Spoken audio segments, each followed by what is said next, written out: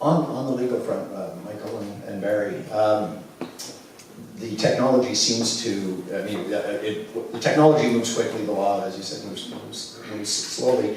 Are judges keeping up in terms of, do they understand the problems? Do they understand how quickly something like a streaming service can come on and destroy as much wealth as it does? And are they able to cope with it?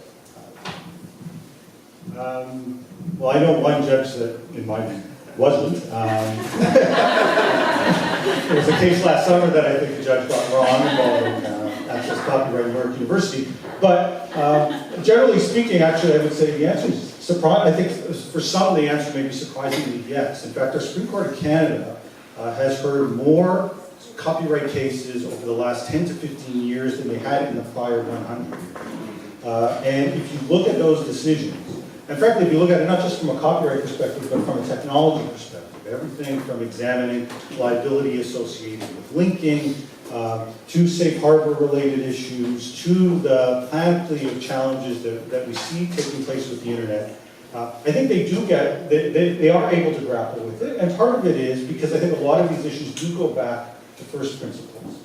And that in many respects, a lot of these issues are the same. And so I would again note, for example, I see Brian Massey here, and I was listening to Brian just an hour ago at the industry committee, talking with the music industry, giving testimony that literally was the same testimony that was raised in the 1990s. I mean, you literally have an industry arguing for the cassette tape tax, arguing, or contribution, arguing that if we don't have that, musicians won't be recognized or paid, and we simply now want it as a government mandate. So in some ways, the technologies have changed, some of the arguments haven't. I think that's right. I think it depends.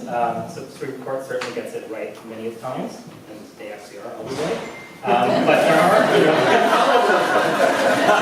there are some judges, depending on who you draw, that might not get it, that don't understand the technology. And I'll give you an example, actually, not a judge in the judge context, but I do quite a bit of work for the Copyright Board of Canada.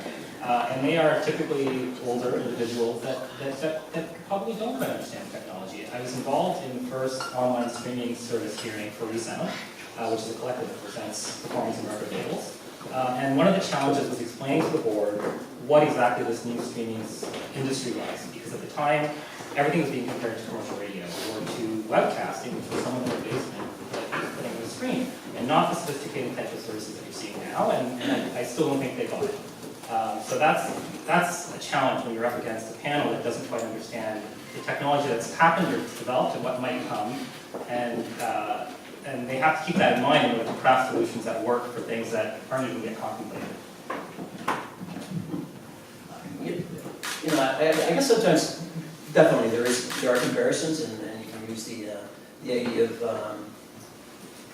there's strange semantics at work here when you call fees for using an artist's work tariffs or taxes. I think that's a misnomer, but is it comparable to television and radio? Absolutely. I guess the challenge from an artistic perspective has always been the enforcement, the rigorous enforcement of laws that are there to make sure that compensation is made. Yes, you do have new media that needs to be, I hate using the word police, but taken into consideration when it comes to using someone else's property.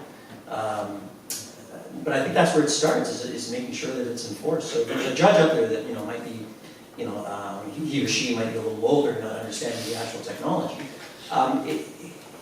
It's important that they do, but more importantly, how can it be enforced? And I think that's really where it starts, enforcement. Okay. I can't comment on decisions by judges, but what I can comment on is a phenomenon, so we'll turn this on its head. So our preoccupation, where our languages are concerned, is with our cultural survival, and language being fundamental to the existence of distinct peoples. So a few anecdotal examples are where linguists in academic institutions are concerned. So when they interview our fluent speakers and our old people and collect a language, that then belongs to them as the linguists. And what we're running into is people either repackaging it and holding it from the peoples whose elders they collected this from and saying, you can't have it unless you pay us for it.